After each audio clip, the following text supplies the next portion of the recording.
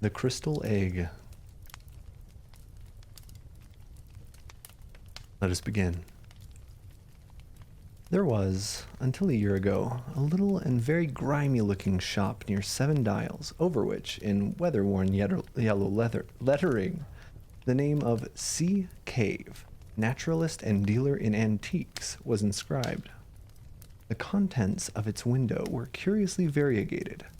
They comprised some elephant tusks and an imperfect set of chessmen, beads, and weapons, a box of eyes, 2 skulls of tigers, and 1 human, several moth-eaten stuffed monkeys, 1 holding a lamp, an old-fashioned cabinet of fly-blown ostrich egg or so, some fishing tackle, and an extraordinarily dirty, empty glass fish tank.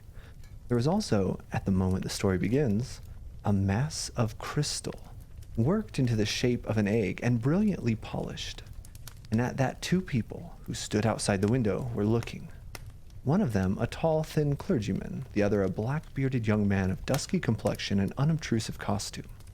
The dusky young man spoke with eager gesticulation and seemed anxious for his companion to purchase the article. While they were there, Mr. Cave came into the shop, his beard still wagging with the brief bread and butter of his tea.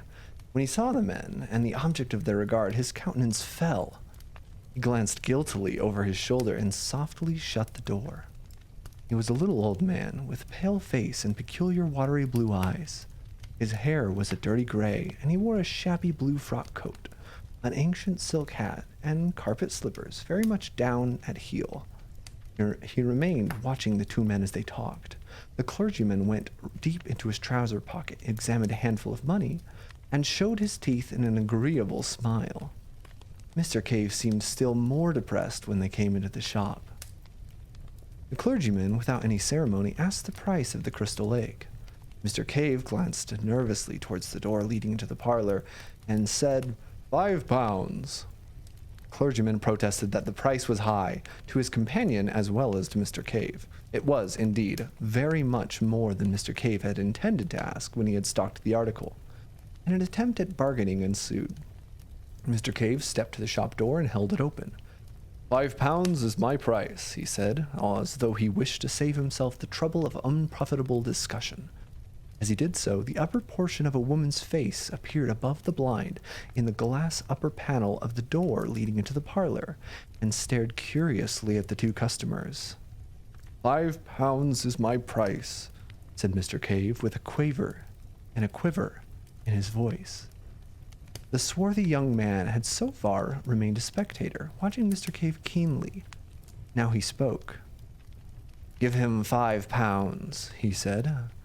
The clergyman glanced at him to see if he were in earnest, and, when he looked at Mr. Cave again, he saw that the latter's face was white. "It's a lot of money," said the clergyman, and diving into his pocket began counting his resources. He had little more than 30 shillings, and he appealed to his companion, with whom he seemed to be on terms of considerable intimacy. This gave Mr. Cave an opportunity of collecting his thoughts, and he began to explain in an agitated manner that the crystal was not, as a matter of fact, entirely free for sale. His 2 customers were naturally surprised at this, and inquired why he had not thought of that before he began to bargain. Mr. Cave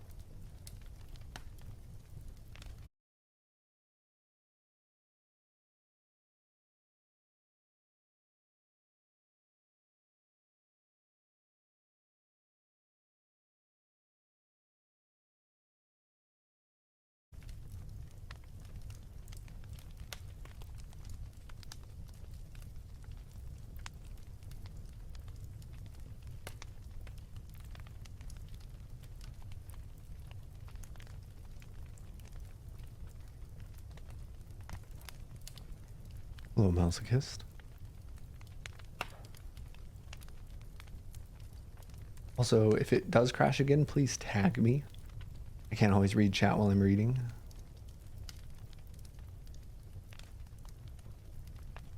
Where did it crash the first time?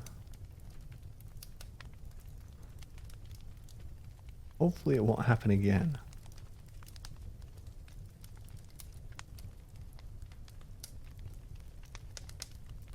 It's ruining my immersion.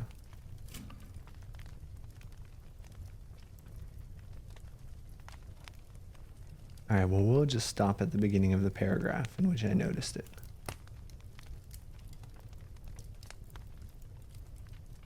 Oh, goodness. Thank you, Bob. Do not know what caused the crash. I'm just going to ignore and pretend it didn't happen.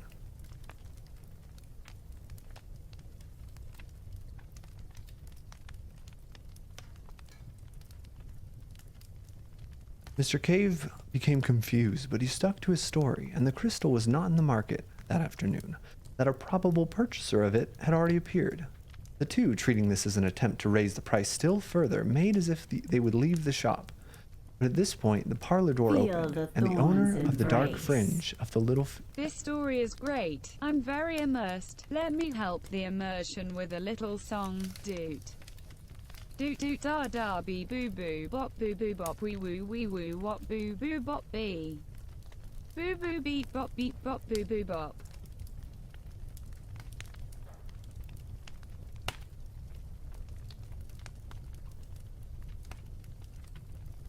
But at this point, the parlor door opened, and the owner of the dark fringe and the little eyes appeared. She was a coarse-featured, corpulent woman, younger and very much larger than Mr. Cave. She walked heavily, and her face was flushed.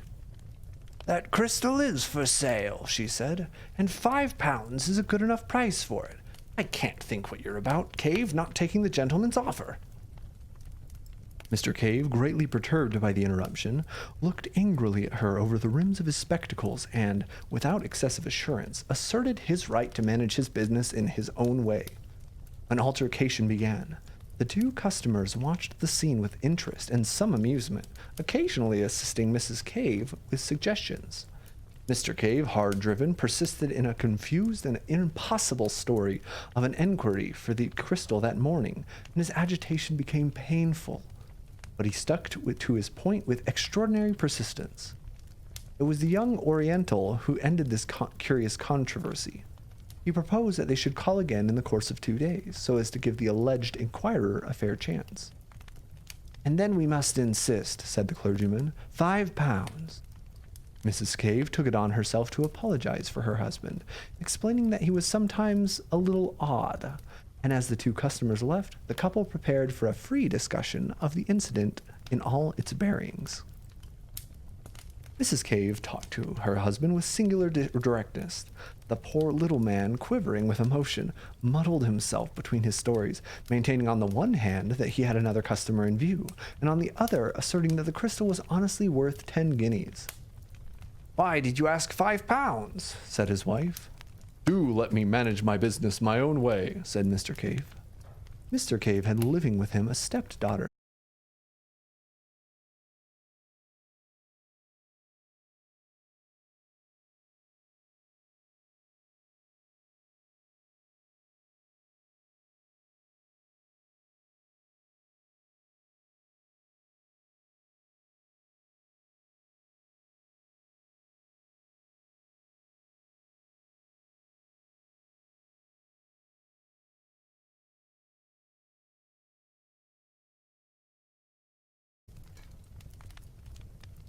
All right, I have a better idea.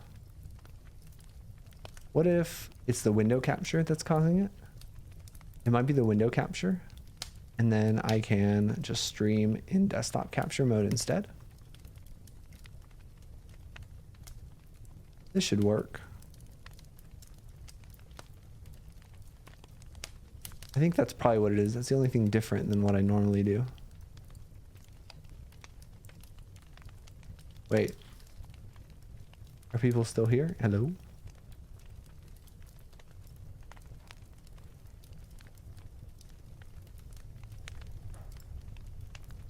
fork is here. Great.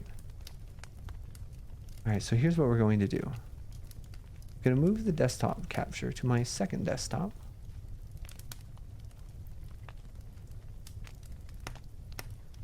Over here.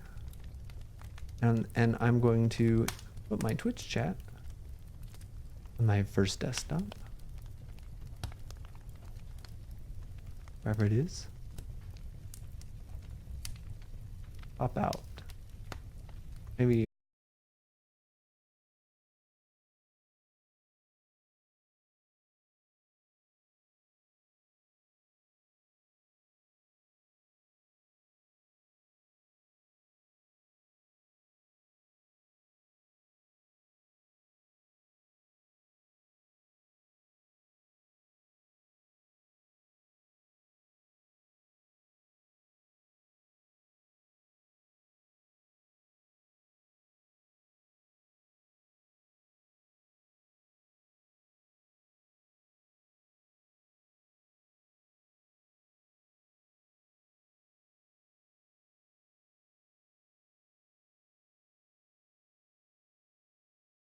All right. One more idea.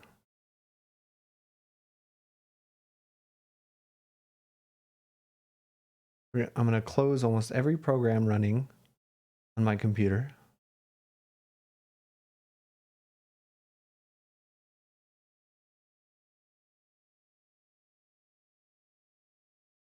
Why is Steam still running? I thought I closed that.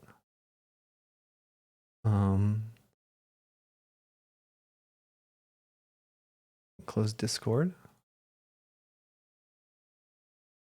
All right, we're just removing variables, everyone.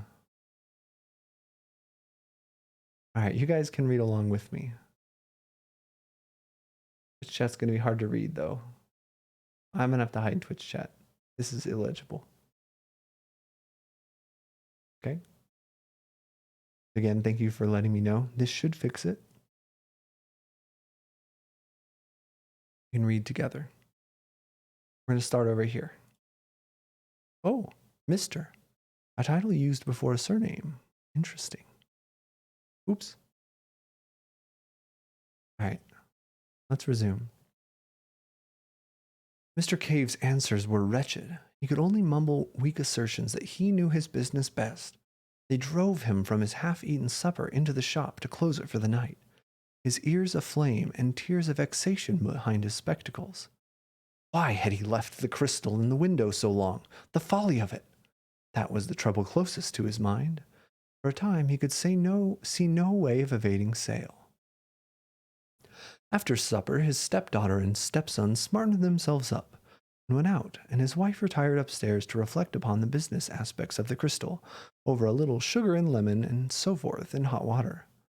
Mr. Cave went to the shop and stayed there until late, ostensibly to make ornamental rockeries for goldfish cases, but really for a private purpose that will be better explained later.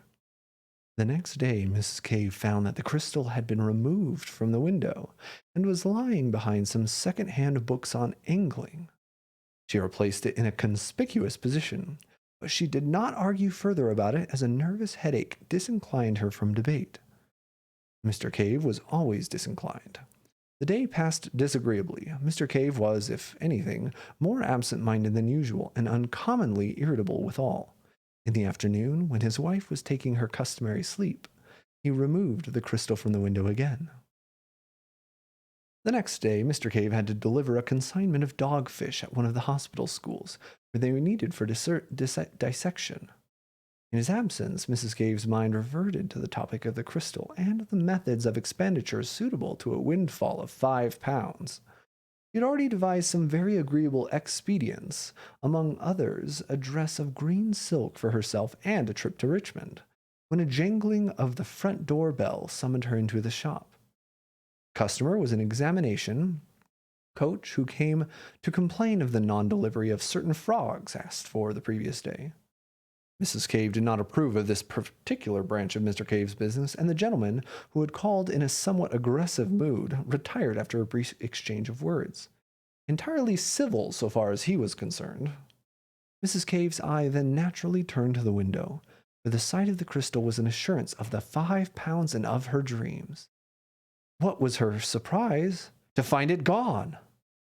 She went to the place behind the locker on the counter where she had discovered it the day before. It wasn't there. She immediately began an eager search about the shop. When Mr. Cave returned from his business with dogfish about 1:45 in the afternoon, he found the shop in some confusion, and his wife extremely exasperated and on her knees behind the counter, routing among his taxidermic material. Her face came up hot and angry over the counter as the jangling bell announced his return, and she forthwith accused him of hiding it. "Hid what?" asked Mr. Cave. "The crystal." At that, Mr. Cave, apparently much surprised, rushed to the window. "Isn't it here?" he said. "Great heavens! What has become of it?" Just then, Mr. Cave's stepson re-entered the shop from the inner room. He had come home a minute or so before Mr. Cave, and he was blaspheming freely. He was apprenticed to a second-hand furniture dealer down the road, but he had his meals at home, and he was naturally annoyed to find no dinner ready. But when he heard of the loss of the crystal, he forgot his meal, and his anger was diverted from his mother to his stepfather. Their first idea, of course, was that he had hidden it, but Mr. Cave stoutly denied all knowledge of its fate, freely offering his bedabbled affidavit in the matter, and at last was worked up to the point of accusing first his wife and then his stepson of having taken it with a view of a private sale. So began an exceedingly acrimonious and emotional discussion, which ended for Mrs. Cave in a peculiar nervous condition midway through hysterics and amok, which caused the stepson to be half an hour late at the furniture establishment in the afternoon. Mr. Cave took refuge from his wife's emotions in the shop. In the evening, the matter was resumed, with less passion and in a judicial spirit under the presidency of the stepdaughter. The supper passed unhappily and culminated in a painful scene.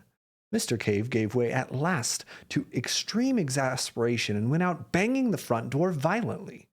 The rest of the family, having discussed him with the freedom his absence warranted, hunted the house from garret to cellar, hoping to light upon the crystal.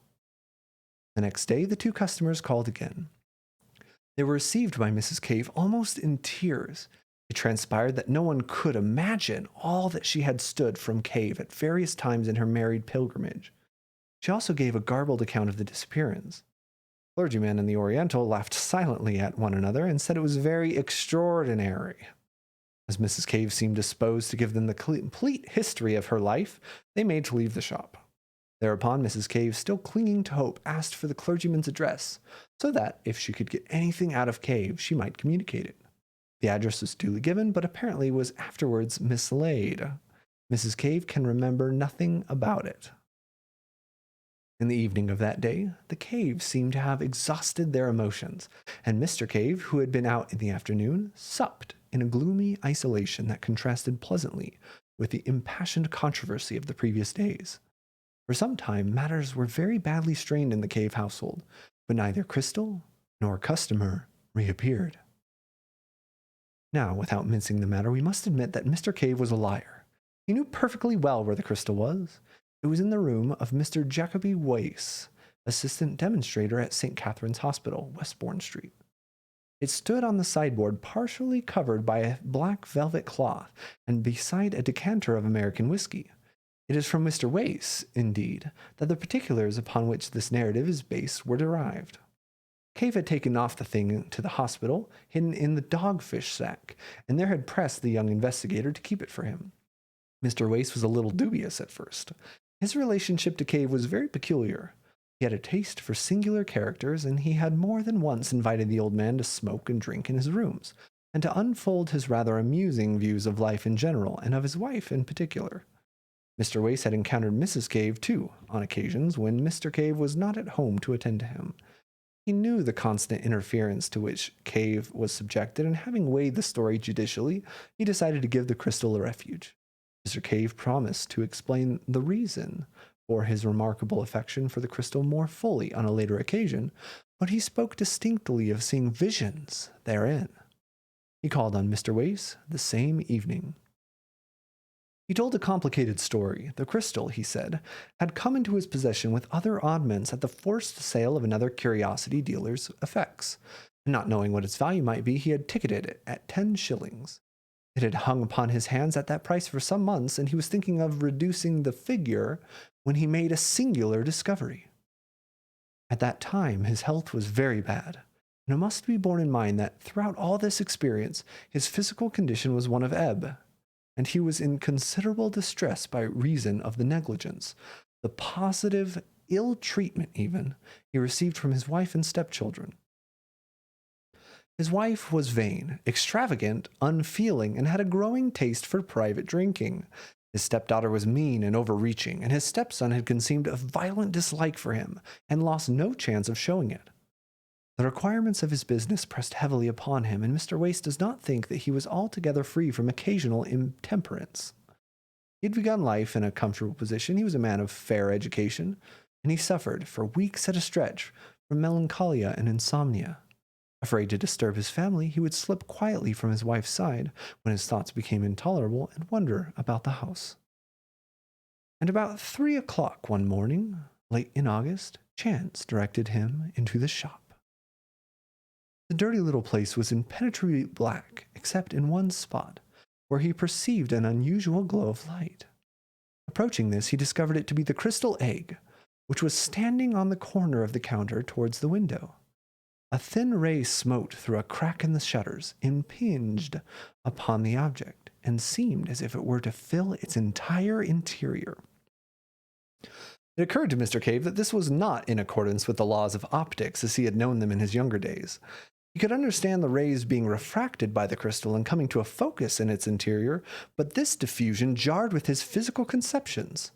He approached the crystal nearly, peering into it and round it, with a transient revival of the scientific curiosity that in his youth had determined his choice of a calling.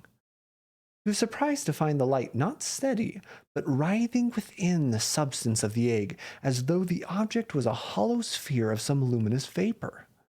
In moving about to get different points of view, he suddenly found that he had come between it and the ray, and that the crystal none the less remained luminous. Greatly astonished, he lifted it out of the light ray and carried it to the darkest part of the shop. It remained bright for some 4 or 5 minutes, where it slowly faded and went out.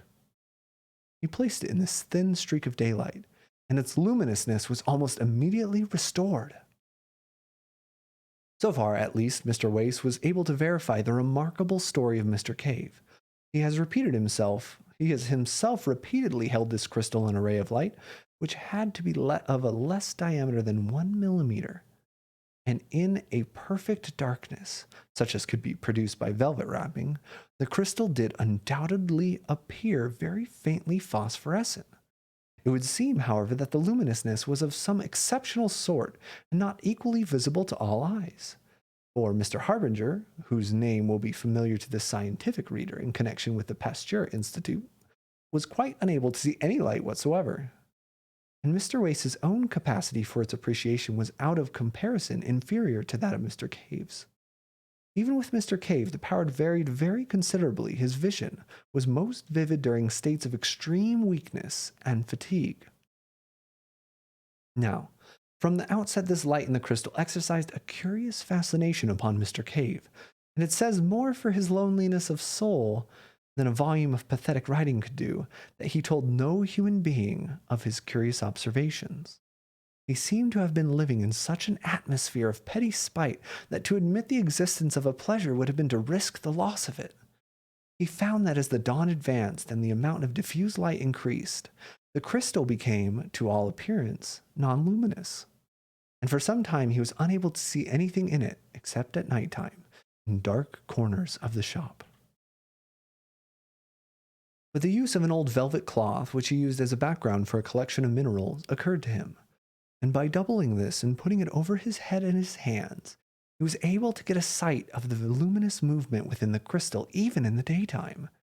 He was very cautious lest he should thus be discovered by his wife, and he practiced this occupation only in the afternoon, while she was asleep upstairs, and then circumspectly in a hollow under the counter. And one day, turning the crystal about in his hands, he saw something. It came and went like a flash, but it gave him the impression that the object had, for a moment, opened to him the view of a wide and spacious and strange country, and turning it about, he did, just as the light faded, see the same vision again. Now, it would be tedious and unnecessary to state all of the phases of Mr. Cave's discovery from this point. Suffice that the effect was this. The crystal, being poured into an angle of about 137 degrees from the direction of the illuminating ray, gave a clear and consistent picture of a wide and peculiar countryside. It was not dreamlike at all. It produced a definite impression of reality, and the better the light, the more real and solid it seemed. It was a moving picture, that is to say, certain objects moved in it, but slowly, in an orderly manner like real things. And according to the direction of the lighting and vision changed, the picture changed also. It must indeed have been like looking through an oval glass at a view and turning the glass about to get at different aspects. Mr. Cave's statements, Mr. Wace assures me, were extremely circumstantial and entirely free from any of that emotional quality that taints hallucinatory impressions. But it must be remembered that all of the efforts of Mr. Wace to see any similar clarity in the faint opalescence of the crystal were wholly unsuccessful, try as he would. The difference in intensity of the impressions received by the two men was very great, and it is quite conceivable that what was a view to Mr. Cave was a merely blurred nebulosity to Mr. Wace. The view, as Mr. Cave described it, was invariably of an extensive plain, and he seemed almost to be looking at it from a considerable height, as if from a tower or a mast. To the east and to the west, the plain was bounded at a remote distance by vast reddish cliffs, which reminded him of those he had seen in some picture. But what the picture was, Mr. Wace was unable to ascertain. These cliffs passed north and south. He could tell the points of the compass by the stars that were visible at night, receding in an almost illimitable perspective and fading into the mists of the distance before they met. It was near the eastern set of cliffs, and the occasion of his first vision, the sun was rising over them, and black against the sunlight and pale against their shadow appeared a multitude of soaring forms that Mr. Cave regarded as birds. A vast range of buildings spread below him. He seemed to be looking down upon them, and as they approached the blurred and refracted edge of the picture, they became indistinct. There were also trees curious in shape and in coloring, a deep mossy green and an exquisite gray, beside a whole and shining canal. And something great and brilliantly colored flew across the picture. But the first time Mr. Cave saw these pictures, he saw only in flashes. His hands shook, his head moved, the vision came and went, and grew foggy and indistinct. And at first, he had the greatest difficulty in finding the picture again, once the direction of it was lost. His next clear vision, which came about a week after the first, the interval having yielded nothing but tantalizing glimpses of some useful experience, showed him the view from the length of the valley.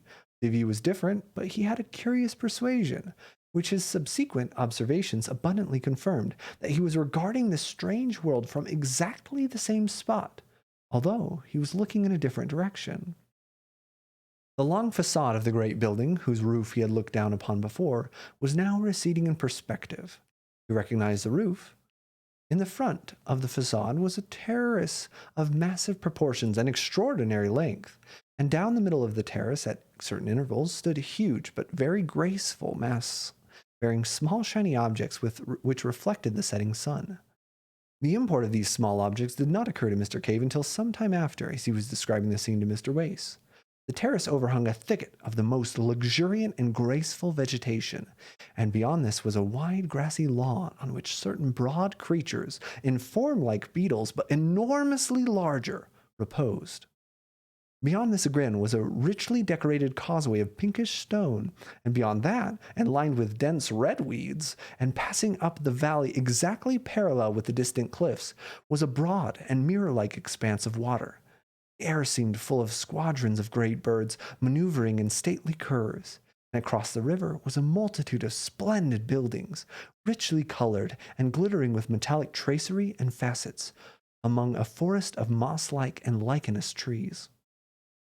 And suddenly something flapped repeatedly across the vision, like the fluttering of a jeweled fan or the beating of a wing, and a face, or rather the upper part of a face, with very large eyes, came, as it were, to his own, and as if on the other side of the crystal.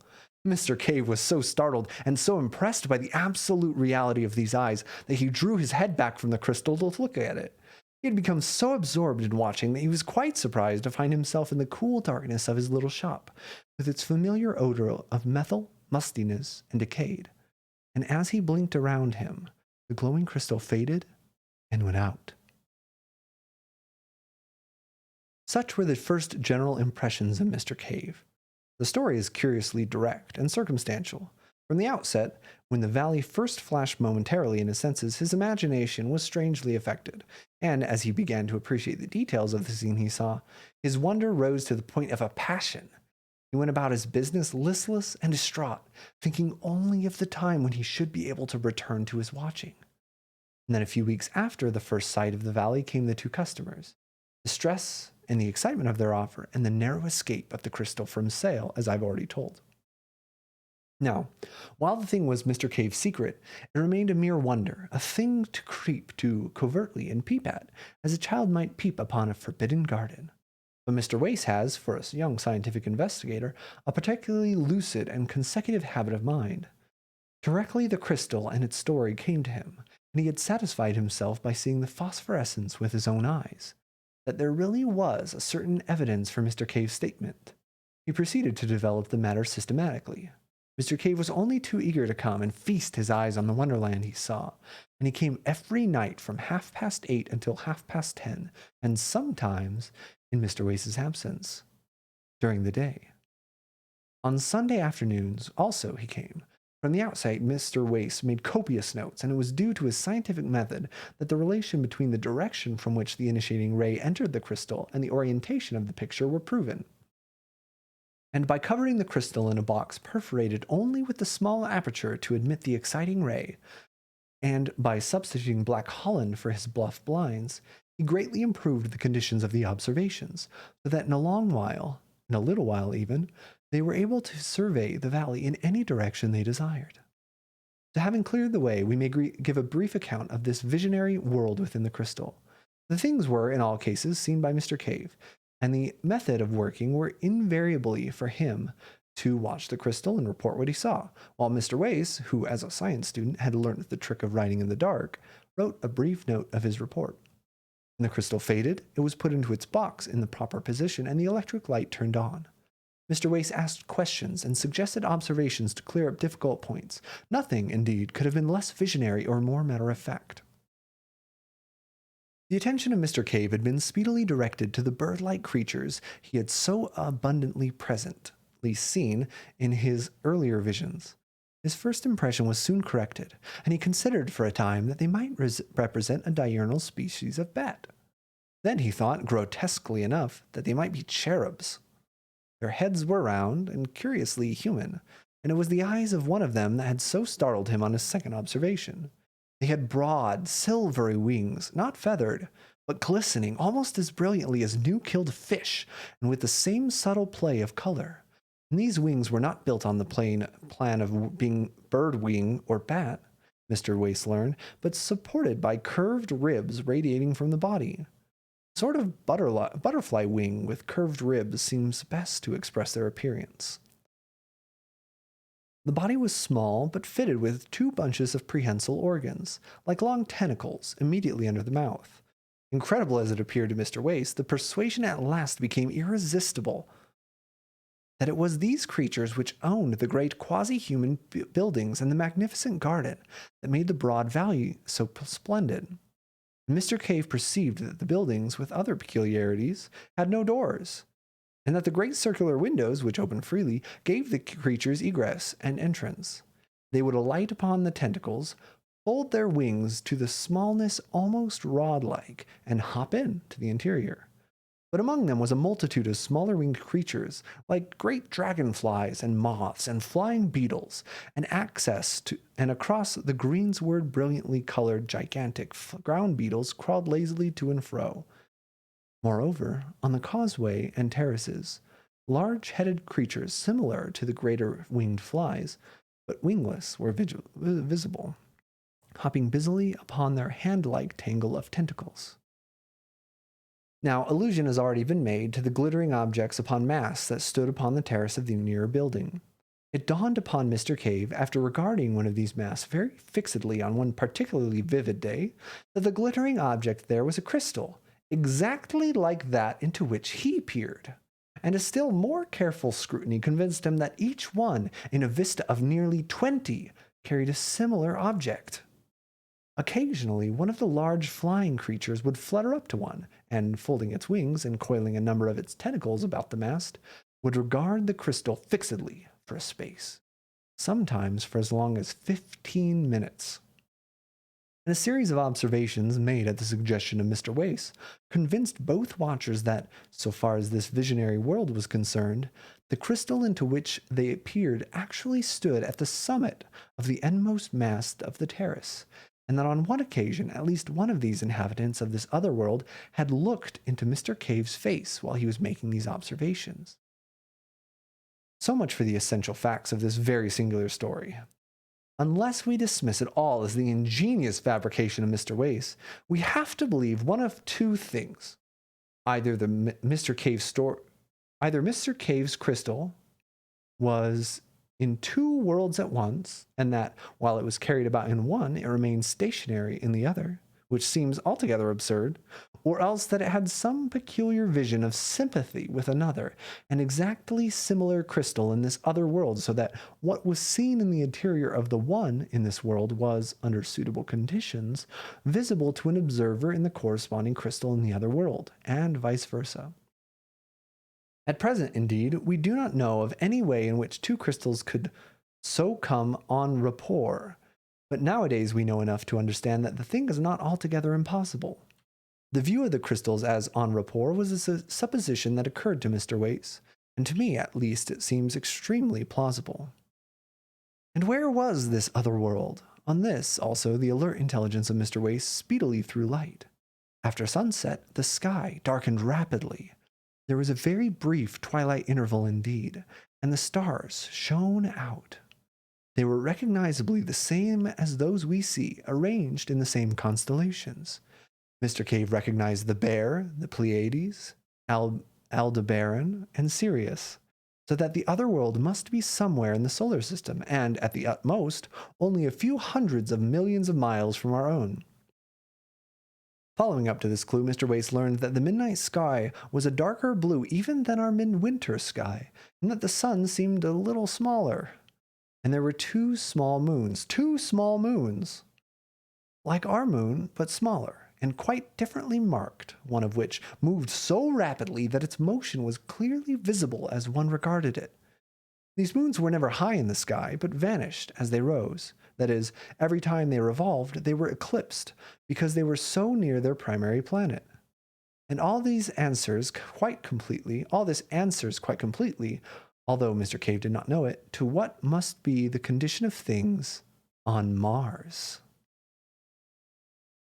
Indeed, it seems an exceedingly plausible conclusion that peering into this crystal, Mr. Cave did actually see the planet Mars and its inhabitants.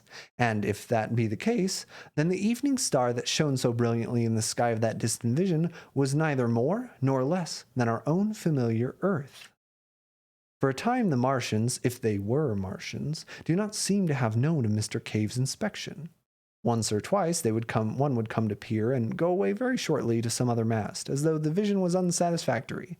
During this time, Mr. Cave was able to watch the proceedings of these winged people without being disturbed by their attentions, and although his report is necessarily vague and fragmentary, it is nevertheless very suggestive.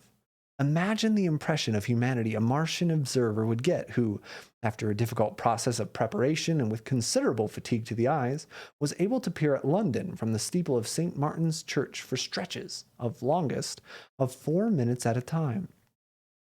Mr. Cave was unable to ascertain if the winged Martians were the same as the Martians who hopped about the causeways and terraces, and if the latter could put on wings at will. He several times saw certain clumsy bipeds, dimly suggestive of apes, white and partially translucent, feeding among certain of the lichenous trees, and once some of these fled before one of the hopping round-headed Martians. The latter caught one in its tentacles, and then the picture faded suddenly and left Mr. Cave most tantalizingly in the dark. On another occasion, a vast thing that Mr. Cave thought at first was some gigantic insect appeared advancing along the causeway beside the canal with extraordinary rapidity. As this drew nearer, Mr. Cave perceived that it was a mechanism of shining metals and of extraordinary complexity, and then, when he looked again, it had passed out of sight. After a time, Mr. Wace aspired to attract the attention of the Martians, and the next time that the strange eyes of one of them appeared close to the crystal, Mr. Cave cried out and sprang away, and they immediately turned on the light and began gesticulating in a manner suggestive of signaling. And when at last Mr. Cave examined the crystal again, the Martian had disappeared and departed. Thus far, these observations had progressed in early November, and Mr. Cave then, feeling that the suspicions of his family about the crystal were allayed, began to take it to and fro with him in order that, as occasion arose in the daytime or night, he might comfort himself with what was fast becoming the most real thing in his existence. In December, Mr. Wace's work in connection with the forthcoming examination became heavy. The sittings were reluctantly suspended for a week, and for 10 or 11 days, he's not quite sure which, he saw nothing of Cave. He then grew anxious to resume these investigations, and, with the strength of his seasonal labors being abated, he went down to 7 Dials. At the corner, he noticed a shutter before a bird fancier's window, and then another at a cobbler's. Mr. Cave's shop was closed. He rapped, and the door was opened by the stepson in black. He at once called Mrs. Cave, who was, Mr. Wace could not but observe, in cheap but ample widow's weeds of the most imposing pattern. Without any very great surprise, Mr. Wace learned that Cave was dead and already buried. She was in tears, and her voice was a little thick. She had just returned from Highgate. Her mind seemed occupied with her own prospects and the honorable details of the obsequies. But Mr. Wace was at last able to learn the particulars of Cave's death. He had been found dead in his shop in the early morning, the day after his last visit to Mr. Wace, and the crystal had been clasped in his stone-cold hands. His face was smiling, said Mrs. Cave, and the velvet cloth from the minerals lay at the floor at his feet. He must have been dead 5 or 6 hours when he was found. This came as a great shock to Wace, and he began to reproach himself bitterly for having neglected the plain symptoms of the old man's ill health. But his chief thought was of the crystal. He approached the topic in a gingerly manner because he knew of Mrs. Cave's peculiarities. He was dumbfounded to learn that it was sold. Mrs. Cave's first impulse, directly Cave's body had been taken upstairs, had been to write to the mad clergyman who had offered £5 for the crystal, informing him of its recovery. But after a violent hunt in which her daughter joined her, they were convinced of the loss of his address. As they were without the means required to mourn and bury Cave in the elaborate style the dignity of the old 7 Dials inhabitants demands, they had appealed to a friendly fellow tradesman in Great Portland Street. He had very kindly taken over a portion of the stock as a valuation. The valuation was his own, and the crystal egg was included in one of the lots. Mr. Wace, after a few suitable consolatory observations, a little offhandedly proffered perhaps, hurried at once to the Great Portland Street, but there he learned that the crystal egg had already been sold again to a dark, tall man in gray. And there the material facts in this curious, and to me at least very suggestive story come abruptly to an end. The Great Portland Street dealer did not know who the tall, dark man in gray was, nor had he observed him with sufficient attention to describe him minutely. He did not even know which way this person had gone after leaving the shop. For a moment Mr. Wace remained in the shop, trying the dealer's patience with hopeless questions, venting his own exasperation. And at last, realizing abruptly that the whole thing had passed out of his hands, had vanished like a vision of the night, he returned to his own rooms, a little astounded to find the notes he had still made, still tangible and visible, upon his untidy table. His annoyance and disappointment were naturally very great. He made a second call, equally ineffectual, upon the great Portland street dealer, and he resorted to advertisements in such periodicals as were likely to come into the hands of a bric-a-brac collector. He also wrote letters to the Daily Chronicle and Nature, but both of those periodicals, suspecting a hoax, asked him to reconsider his action before they printed. He was advised that such a strange story, unfortunately so bare of supporting evidence, might imperil his reputation as an investigator. Moreover, the calls of his proper work were urgent, so that after a month or so, save for an occasional reminders to certain dealers, he had reluctantly abandoned the quest for the crystal egg, and from that day to this it remains undiscovered. Occasionally, however, he tells me, and I can quite believe him, he has bursts of zeal in which he abandons his more urgent occupation and resumes the search. Whether or not it will remain lost forever, with the material and origin of it, are things equally speculative at the present time. If the present purchaser is a collector, one would have expected the inquiries of Mr. Wace to have reached him through the dealers. He had been able to discover Mr. Cave's clergy and Oriental, no other than the Reverend James Parker and the young Prince of Bosokuni in Java. I am obliged to them for certain particulars. The object of the prince was simple curiosity and extravagance. He was so eager to buy because Cave was so oddly reluctant to sell. It is just as possible that the buyer in the second instance was simply a casual purchaser and not a collector at all. And the crystal egg, for all I know, may at the present moment be within a mile of me, decorating a drawing room or serving as a paperweight. Its remarkable functions all unknown. Indeed, it is partly from the idea of such a possibility that I have thrown this narrative into a form that will give it a chance of being read by the ordinary consumer of fiction. My own ideas in the matter are practically identical with those of Mr. Wace. I believe the crystal on the mast in Mars and the crystal egg of Mr. Caves to be in some physical, but at present quite inexplicable, way en rapport. We both believe, further, that the terrestrial crystal must have been, possibly at some remote date, sent hither from that planet in order to give the Martians a near view of our affairs. Possibly the fellows of the crystal in the other mast are also on our globe. No theory of hallucination suffices for the facts.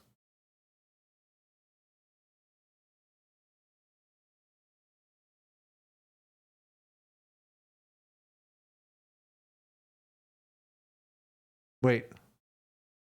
That's it? Wait. What the heck kind of an ending is that?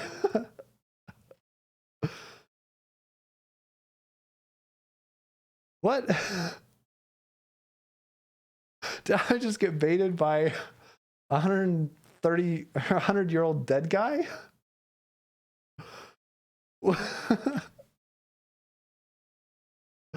Oh, what kind of story is that?